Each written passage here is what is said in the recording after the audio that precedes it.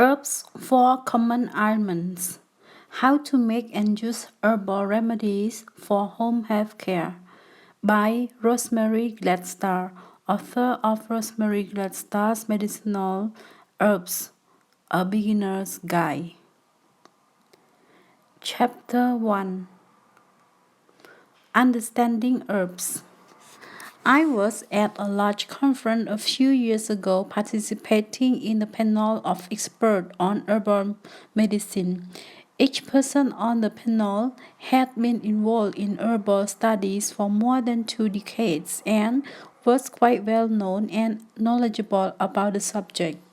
It was a long workshop with discussion on different aspects of herbal medicine.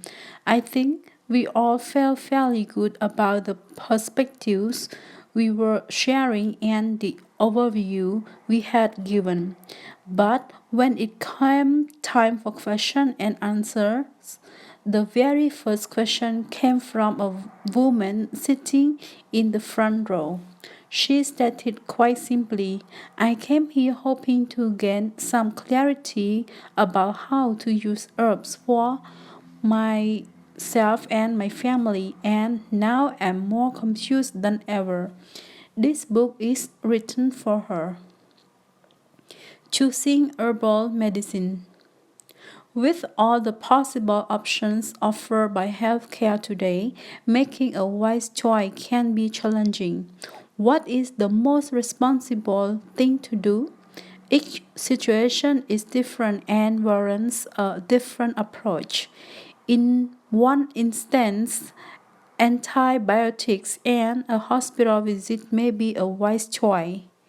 In another situation, herbal remedies and home treatments may be the most responsible approach to take.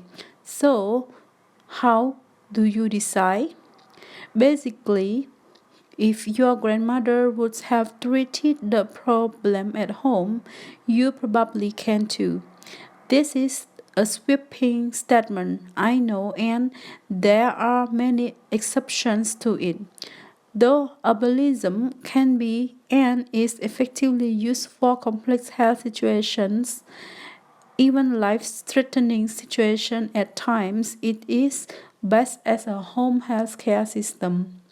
Most illnesses and imbalances respond to nourishment, rest, and gentle natural treatments. If your body does not respond in an appropriate manner or does not respond quickly enough for the situation, then consider consulting a medical practitioner, ideally one who is interested in and knowledgeable about holistic treatments. Keep in mind that unless healthcare practitioners are educated about herbs, they will not be able to give you good advice on the use of herbs, and most practitioners will instruct you not to use them simply because they aren't familiar with most herbs' effects. When to use herbs. Each situation requiring medical attention is different, and each of us as individuals responds differently to treatment. But here are some guidelines for recognizing when herbal treatments can be a better choice than allopathic medical treatments. As preventive medicine, herbs are inimitable for building and strengthening the body's natural immunity and defense mechanisms. They nourish the deep inner ecology of our systems on a cellular level. Herbs are also powerful adaptogens, increasing the body's ability to adapt to the ever-changing environment and stressors of life. Having evolved with herbs for thousands of years, our bodies have an innate familiarity with them, recognizing them, the past levels, and efficiently utilize them. For most non-emergency medical situations, Everyday problems such as bruises, swellings, sprains, cuts, wounds, colds, fevers, and mild first-degree burns respond well to herbal healing. Herbs can also be an effective on-the-spot first aid treatment for emergency situations in which medical help is unavailable or on its way.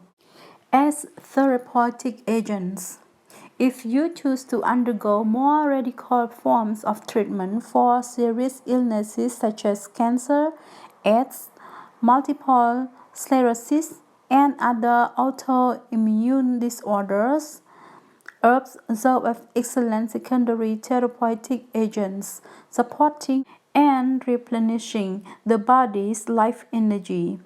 Herbs and allopathic medicine works compatibly in these critical situations and can be used to complement and enhance the effects of one another. Complementing allopathic healthcare. Herbalism and allopathic medicine often seem at odds with one another, but they are in fact complementary and work together quite compatibly, whereas allopathic drugs actively kill bacteria and viruses. Herbal medicines build and restore the system. Allopathic medication generally has a specific agenda. Herbs through a complex biochemical process, take the whole person into consideration and replenish the body at the cellular level. When taken correctly, herbs do not upset the body's innate sense of harmony, so there are few or no side effects.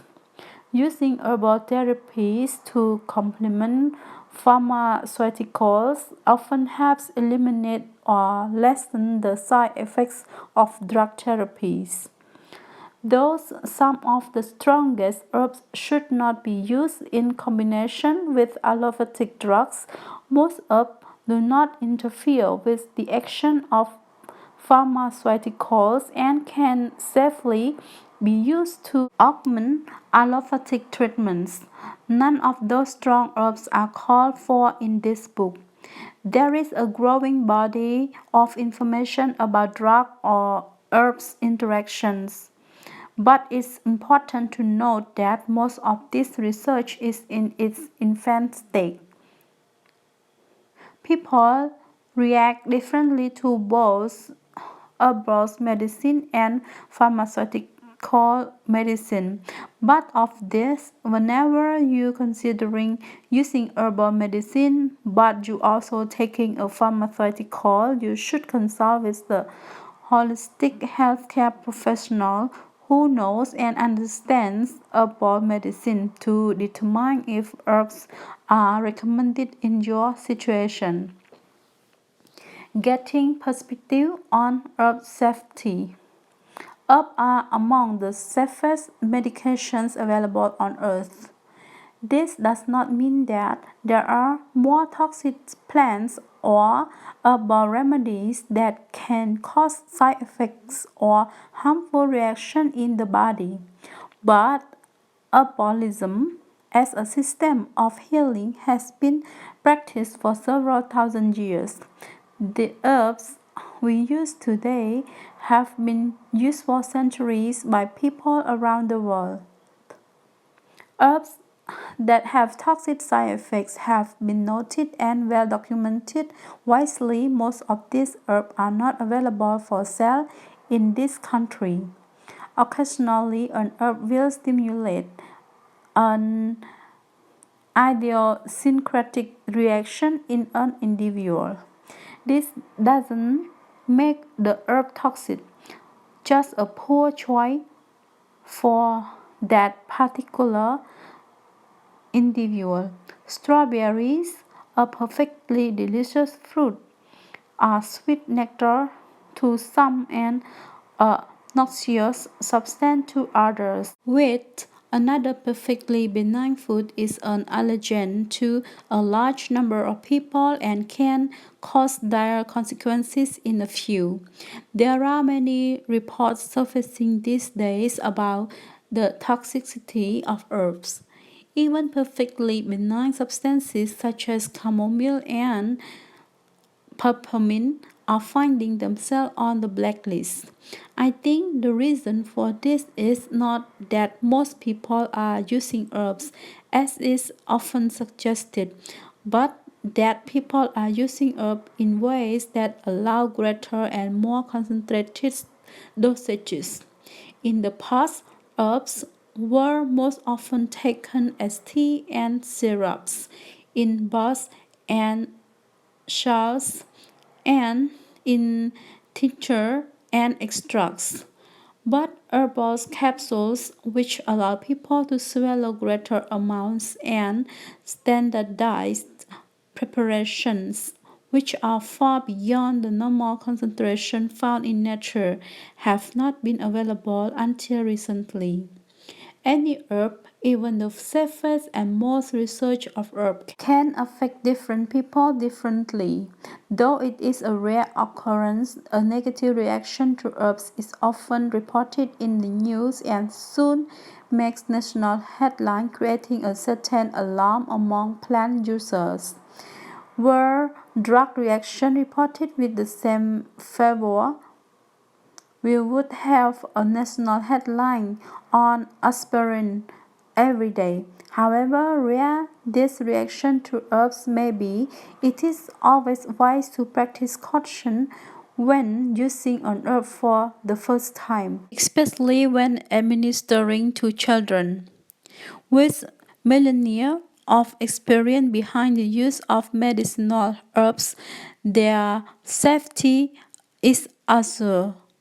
Follow the appropriate dosages outlined in this book.